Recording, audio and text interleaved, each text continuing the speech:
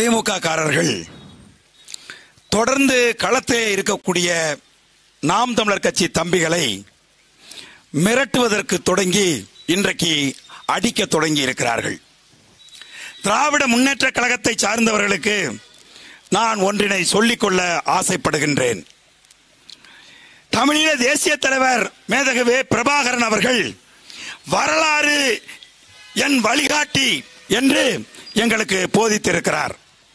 வரலாற்றினை நீங்கள் உற்று நோக்க வேண்டும். 1949 பேரறிஞர் அண்ணா திமுக என்கின்ற கட்சியை ஆரம்பித்த போது இன்றைக்கு எங்களை போன்று இளம் தலைமுறை பிள்ளைகள் அந்த கட்சியில இருந்தாங்க. அன்றைக்கு பிரதான ஆளுங்கட்சியா இருந்த காங்கிரஸ் கட்சி இன்னைக்கு நீங்க என்ன வேலை செய்யறீங்களோ அந்த வேலையைத்தான் அன்னைக்கு திமுக தம்பிகள் மீது அன்றைக்கு செய்தார்கள். ஓட்டு கேட்டு போனா அடிப்பான், மேடை போட்டு பேசினா அடிப்பான், தெருமுனை கூட்டம் போட்டா காங்கிரஸ் கட்சிக்கார திமுக தம்பிகளை அடிப்பான், மிரட்டுவான். ஆனால் வரலாறு என்ன செஞ்சிச்சு? 1967 பேரறிஞர் அண்ணா காங்கிரஸை தோக்கடிச்சு தூக்கி போட்டு மிதிச்சு அது மேல ஏறி நின்று திமுக ஆட்சி அதிகாரத்துக்கு வந்துச்சு. இன்னைக்கு வரைக்கும் காங்கிரஸ் எந்திரிச்சிச்சா? இன்னைக்கு வரைக்கும் காங்கிரஸ் எந்திரிச்சிச்சாடா? திமுக காரர்களை பார்த்து நான் சொல்றேன், அதே மாதிரி 2026 நாங்க ஒன்ன தூக்கி போட்டு மிதிப்போம். அடிக்கிறியா?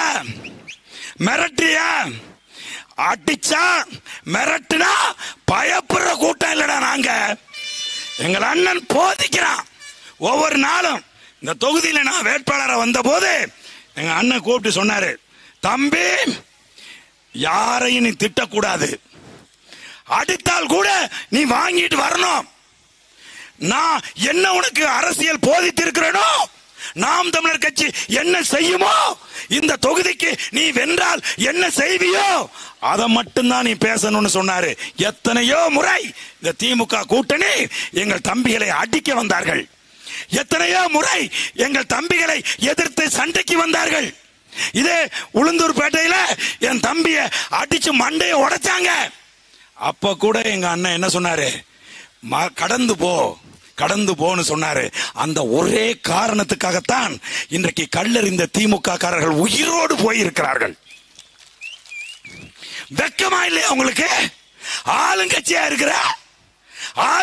இருக்கிறவன் 3 வருஷம் இந்த நிலப்பரப்பை ஆட்சி செய்தவன், இந்த நிலப்பரப்பை 3 வருஷமா ஆட்சி அதிகாரத்தில் இருக்க நீ இந்த இடைத்தேர்தல்ல தனிச்சு நின்று இந்த மக்கள் உன்னுடைய ஆட்சிக்கு என்ன மதிப்பீடு செய்கிறார்கள் என்பதை உரசி பார்க்கணும்னு தோணலையா உனக்கு?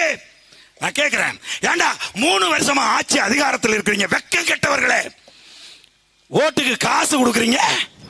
3 வருஷமா ஆட்சி அதிகாரத்தில் இருந்து இந்த மக்களுக்கு நல்லது செஞ்சிருந்தா ஏன் ஓட்டுக்கு காசு கொடுக்குற? நான் கேட்கிறேன், ஜனநாயக விரோதமாக மக்களை கூட்டி வச்சிருக்கீங்க ஏன்? மதிப்புக்குரிய அமைச்சர் மாண்புமிகு MRK பன்னீர்செல்வம் அவர்களே, உங்களை பார்த்து நாங்க கேட்கிறோம், ஊர்ல இருந்து வரும்போதே ஒரு சட்ட ஒழுங்கு பிரச்சனையை ஏற்படுத்த வேண்டும் என்று திட்டம் போட்டு வந்தீங்களா? வெக்கமா இல்லையா? நீங்களா அமைச்சரா? ஒரு அமைச்சருக்கு இப்படி கீழ்த்தரமான புத்தி இருக்கலாமா? நான் கேட்கிறேன், ஒரு அமைச்சருக்கு இப்படியான புத்தி இருக்கலாமா? உங்க கண்ணு முன்னாடி கல் எடுத்து அடிக்கிறானே, இதுதான் நீங்கள் ஆட்சி செய்கிற லட்சணமா? நான் கேட்கிறேன். அதனால நாங்க சொல்றோம், நாம் தமிழர் கட்சி ஒரு படையணி. நீ கவனிக்கணும். அப்படி இப்படின்னு கஜா முஜான்னு பேசிக்கிட்டே இருப்பாங்க எங்க தம்பிங்க. ஆக வணக்கம்னு சொன்ன உடனே அந்த ஒரு நொட்டி அந்த இடம் ஒரு மயான அமைதியாகுது பத்தியா? அதாண்டா படை. நாம் தமிழர் வச்சு படை, புரியுதா? அதனால திமுக காரர்கள் நாங்க எச்சரிக்கிறோம். நாங்க ஓட்டு கேட்டு வர்றோம். நாங்க இந்த மக்களுக்கு என்ன செய்வோங்கிறத எங்களுக்கு எங்க அண்ணன் போதித்து இருக்கிறார். அதை நாங்க மக்கள்கிட்ட சொல்லுவோம். திமுக காரன் நீ என்ன பண்ற? மக்களை சந்திக்க விடாமல் மக்கள் எல்லாம் கூட்டி கொண்டாந்து ஒரு கூடாரத்தை போட்டு அதுல உட்கார வச்சேனா அங்க வந்துதான் நாங்க பேசுவோம். மக்களை சந்திக்க விடாமல் செய்யற ஈனத்தனமான கேவலமான அந்த வேலையை நீ செஞ்சைனா அந்த இடத்துக்கு தான் நான் வந்து நிற்பேன். அங்க வந்துதான் நான் பேசுவேன். நீ என்ன செய்ய முடியுமோ நாளையில இருந்து யுத்தம் தொடங்குது. அங்க இருந்தா வந்து பேசுவேன், அங்க இருந்தா வந்து நிப்பேன். எந்த இடத்துல என் மக்கள் இருக்கிறார்களோ அங்கதான் நான் வருவேன். உன்னால என்ன செய்ய முடியுமோ நீ செஞ்சுக்கன்னு சொல்லி வாய்ப்புக்கு நன்றி கூறி விடைபெறுகிறேன். நன்றி, வணக்கம். நாம் தமிழர். அடுத்ததாக ஆதி தமிழர் விடுதலை இயக்க பொதுச் செயலாளர் வினோத் அவர்கள்.